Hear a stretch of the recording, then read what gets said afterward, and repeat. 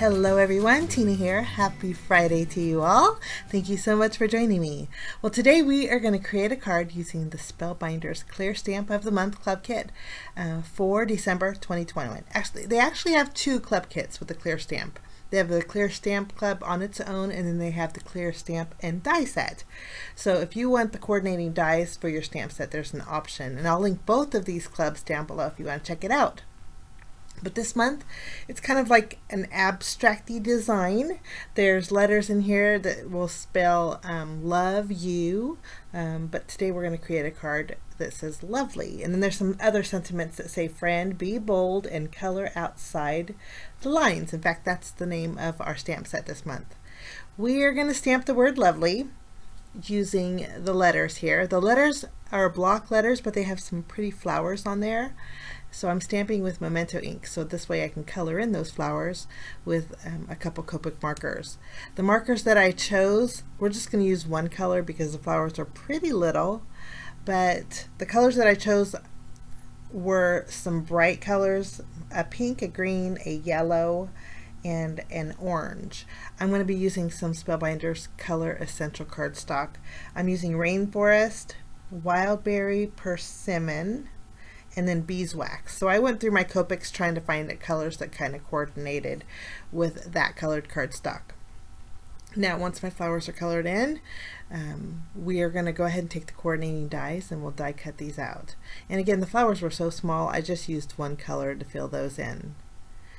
But we'll just line these up. There is like an oval shape that you can stamp some of the sentiments in our stamp set.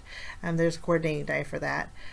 So that's nice also. So for the most part, the die set will just cut out the letters in our stamp set. Okay, they're done.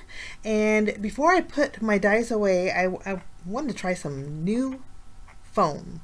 You know I love to mention, but Spellbinders has a new package of foam in the Spellbinder shop, and it was very, very, very reasonably priced. And it was a huge pack, guys. There are 10 sheet, 8.5 by 11 sheets of foam in here. You get 8 white and then 3 black. They're just foam sheets. There's no adhesive to them, so you could use your glue or double-sided tape to adhere them. But the value is great, and I'll list it down below. But instead of using thin strips of foam tape behind those letters, I thought we'd just die cut out the letters with fun foam. This way it looks nice and clean on our card, and I don't have to fuss with very thin strips.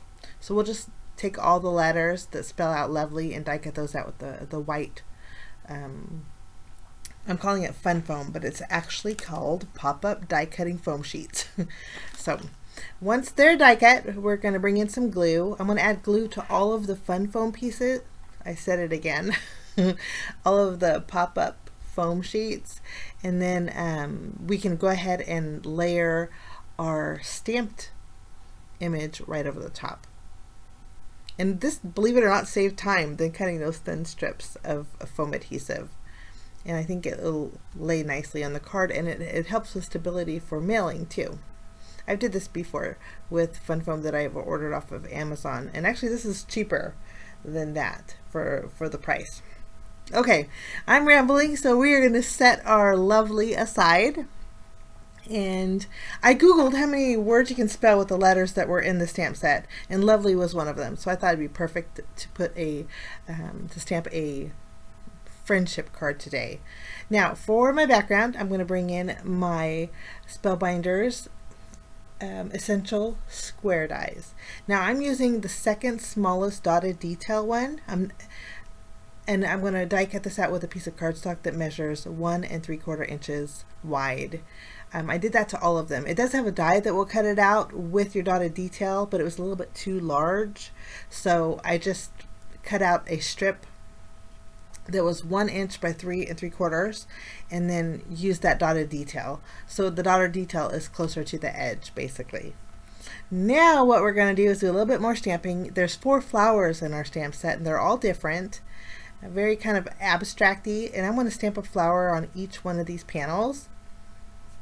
And I want them in different positions too. So one of the stem will be to the left, one will be to the right, a little bit wonky.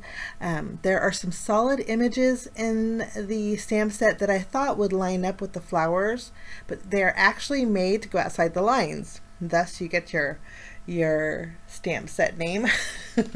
So they are meant, guys, to be colored outside the lines, which is really nice. So I took all four, found the one that I want to put on each of the flowers, and then I brought in some of my Memento inks that kind of coordinated with my Color Essential cardstocks. Now you can see I have 4 sheets, actually not sheets, 4 pieces, 4 little squares of the Color Essentials. The green is Rainforest, the pink is Wildberry, the orange is Persimmon, and then the yellow is Beeswax. So I'm using some Memento inks that kind of coordinate with it. The yellow was Dandelion ink. This green here is called Bamboo Leaves. For my orange, I'm using Tangelo. And then my last flower that kind of coordinates with Wildberry, we'll use Rosebud. But you can see they're not meant to stamp. It comes really close to stamping inside your flower image, but it's meant to kind of be a little bit abstract, I would say. We'll stamp our Rosebud ink, and then our flowers are good to go. Now, rather than putting the colored cardstock directly behind our stamped images with the dotted detail, I'm going to offset it a little bit. So one side of my square has that color peeking out. I wanted a little bit more color, and the dotted detail wasn't giving me enough color that I wanted. And I was going to bring in some black cardstock and change my mind. So let's use the tape runner, adhere all of our flowers behind their colored cardstock pieces. And I'm not coordinating the color of flower with the cardstock. I'm mixing and matching them. So we're going to put the yellow with the green, and then we'll take the, let's see, Persimmon would go really good with our green flower here. And of course, sky's the limits with all the colors, guys. You can use any color you want. Now, after I did that, we are going to add some of our pop-up die cutting foam and put it behind each one of our squares. And I was going to go directly in a square pattern, and I thought, boy, it's just too boxy. So we're going to go a little bit wonky with our squares with the flowers. We're going to go ahead and kind of place them. They want to pop up. My glue's not drying fast enough, but if you were to use double-sided tape, it'd be perfect too. But hold those down. I'm actually going to grab my acrylic block to help weigh it down. And I don't know if you noticed, but I went ahead and added some gems to each one of my flowers. I went through my Color Essential gems, and I'm using the crystal mix, and I added 2 and 3 gems to each one of those flower areas, and then I also added one of the teeny tiny gems to each one of the flowers on the Lovely Sentiment. Okay, I stamped Friend in the bottom right corner there, just using my VersaFine Onyx Black ink. And now we're going to add glue behind our lovely letters, and I think they'll fit perfectly on our panel. And I didn't mention, but the panel that I put all of this on measures 4 inches by 5 1/4. So it's going to be slightly smaller than my card base. I decided to put the lovely a little bit wonky too, kind of a playful card. Next, we're going to adhere our panel to our card base, which is a standard A2 size card base. And then that finishes off my card. I hope you enjoyed my project today. If you're interested in seeing still shots, I'll leave the coordinated blog post down below as well. Have a fabulous weekend, guys. We will see you again real soon. Bye-bye.